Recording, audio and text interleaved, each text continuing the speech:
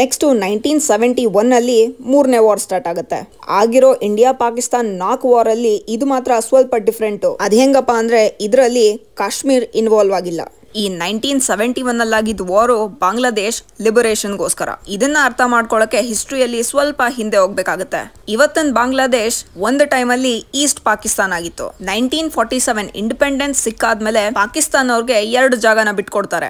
ಒಂದು ವೆಸ್ಟ್ ಅಲ್ಲಿರೋ ಇವತ್ತಿನ ಪಾಕಿಸ್ತಾನ್, ಇನ್ನೊಂದು ಬೆಂಗಾಲ್ ನ ಡಿವೈಡ್ ಮಾಡಿ ಈಸ್ಟ್ ಪಾಕಿಸ್ತಾನ್ ಮಾಡ್ಕೊಡ್ತಾರೆ. ಪಾರ್ಟಿಷನ್ ಟೈಮ್ ಇಂದಾನು ಈಸ್ಟ್ ಪಾಕಿಸ್ತಾನ್ ಅಲ್ಲಿರೋ ಜನಕ್ಕೆ ಅವ್ರ ಕಲ್ಚರ್ ಮತ್ತೆ ಅವ್ರ ಸ್ಟೇಟಸ್ ನ ವೆಸ್ಟ್ ಪಾಕಿಸ್ತಾನ್ ಅವರು ತುಳಿತಾ ಇದ್ದಾರೆ ಅನ್ನೋದು ಒಂದು ಕೋಪ ಇರುತ್ತೆ. ಅದರದೇ ಒಂದು ಎಕ್ಸಾಂಪಲ್ 1948 ಅಲ್ಲಿ ಒಂದು ಲ್ಯಾಂಗ್ವೇಜ್ ಮೂವ್ಮೆಂಟ್ ಅಂತ ಸ್ಟಾರ್ಟ್ ಆಗುತ್ತೆ. ಈಸ್ಟ್ ಪಾಕಿಸ್ತಾನ್ ಅಲ್ಲಿ ಬೆಂಗಾಲಿ ಮಾತಾಡೋ ಜನ ಪ್ರೊಟೆಸ್ಟ್ ಮಾಡಕ್ ಸ್ಟಾರ್ಟ್ ಮಾಡ್ತಾರೆ. ಉರ್ದುಗೆ ಸಿಗೋ ಇಂಪಾರ್ಟೆನ್ಸ್ ಬೆಂಗಾಲಿಗೂ ಕೊಡಿ ಅಂತ. ಇದು ಅಲ್ಲದೆ ಇಲ್ಲಿ ಎಕನಾಮಿಕ್ ಡಿಸ್ಪ್ಯೂಟ್ಸ್ ಇತ್ತು ಇವರಿಬ್ರು ಮಧ್ಯದಲ್ಲಿ. ಬಜೆಟ್ ನ ಮೇಜರ್ ಶೇರು ವೆಸ್ಟ್ ಪಾಕಿಸ್ತಾನ್ ಅವರು ಕೊಡ್ತಿದ್ರು. ಇದ್ರ ಮಧ್ಯದಲ್ಲಿ 1970 ಅಲ್ಲಿ ಜನರಲ್ ಎಲೆಕ್ಷನ್ಸ್ ಆಗುತ್ತೆ ಈಸ್ಟ್ ಪಾಕಿಸ್ತಾನ್ ಅಲ್ಲಿ. ಈ ಎಲೆಕ್ಷನ್ಸ್ ಅಲ್ಲಿ ಮುಜಿಬುರ್ ರೆಹಮಾನ್ ಅವರ ಆವಾಮಿ ಲೀಗ್ ಗೆ ಮೆಜಾರಿಟಿ ಸಿಗುತ್ತೆ. ಆದ್ರೆ ವೆಸ್ಟ್ ಪಾಕಿಸ್ತಾನ್ ನ ಪಾಕಿಸ್ತಾನಿ ಆರ್ಮಿ ಈ ಎಲೆಕ್ಷನ್ಸ್ ನ ಒಪ್ಕೊಳಕ್ ಹೋಗಲ್ಲ. ಉಲ್ಟಾ ಈಸ್ಟ್ ಪಾಕಿಸ್ತಾನ್ ಅವ್ರ ಮೇಲೆ ಆಪರೇಷನ್ ಸರ್ಚ್ ಲೈಟ್ ನ ಲಾಂಚ್ ಮಾಡ್ತಾರೆ. ಈ ಮಿಷನ್ ಪ್ರಕಾರ ಈಸ್ಟ್ ಪಾಕಿಸ್ತಾನ್ ನಲ್ಲಿರೋ ಬೆಂಗಾಲೀಸ್ ನ ಟಾರ್ಚರ್ ಮಾಡಿ ಸಾಯಿಸೋದು. ಇದನ್ನ ಸ್ಟಾಪ್ ಮಾಡಕ್ಕೆ ಶೇಖ್ ಮುಜಿಬುರ್ ರೆಹಮಾನ್ ಅವರು ಈಸ್ಟ್ ಪಾಕಿಸ್ತಾನ್ ಒಂದು ಇಂಡಿಪೆಂಡೆಂಟ್ ಸ್ಟೇಟ್ ಅಂತ ಡಿಕ್ಲೇರ್ ಮಾಡ್ಬಿಡ್ತಾರೆ.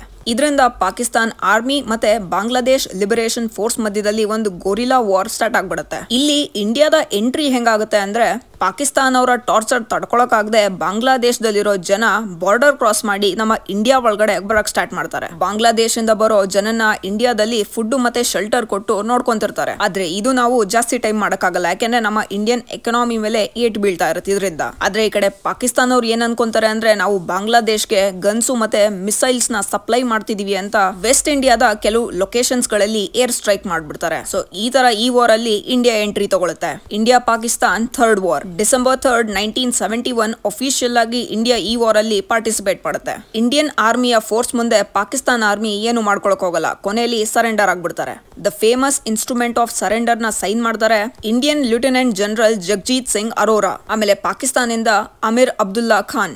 ಈ ತರ ಬಾಂಗ್ಲಾದೇಶ್ ಫ್ರೀ ಆದ್ಮೇಲೆ ಇಂಡಿಯಾ ಪಾಕಿಸ್ತಾನ್ ಥರ್ಡ್ ವಾರ್ ಎಂಡಿಗೆ ಬರುತ್ತೆ. ಈ ವಾರ್ ಮುಗಿತಾ ಇದ್ದಂಗೆ 1972 ಅಲ್ಲಿ India Pakistan Shimla agreement sign ಆಗುತ್ತೆ. ಇದೇನಕ್ಕಪ್ಪ ಅಂದ್ರೆ 2 ದೇಶದ ಮಧ್ಯ ಪೀಸ್ ಇರ್ಲಿ ಅಂತ, ಎಲ್ಲಾ ಶಾಂತವಾಗಿರ್ಲಿ, ಗಲಾಟೆ ಮಾಡ್ಕೊಳ್ಳೋದು ಬೇಡ ಅಂತ ಇಂಡಿಯಾ ದೊಡ್ಡ ಮನ್ಸ್ ಮಾಡಿ ಈ ವಾರ್ ಅಲ್ಲಿ ಕ್ಯಾಪ್ಚರ್ ಆಗಿದ್ದ ಪಾಕಿಸ್ತಾನ್ ಸೋಲ್ಜರ್ಸ್ ರಿಲೀಸ್ ಮಾಡ್ತಾರೆ.